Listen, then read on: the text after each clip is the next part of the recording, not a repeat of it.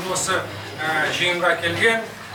Бізде бірінші рет биыл осы академияның ең бірінші как бы новый, скажем, формат.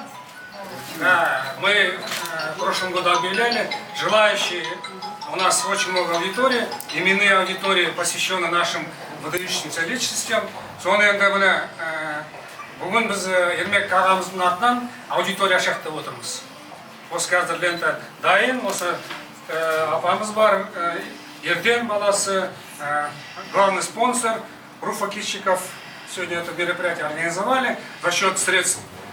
Здесь ремонт проведенный, наглядным пособием, летопись нашего легендарного Агашки Ермека ага здесь посвящены.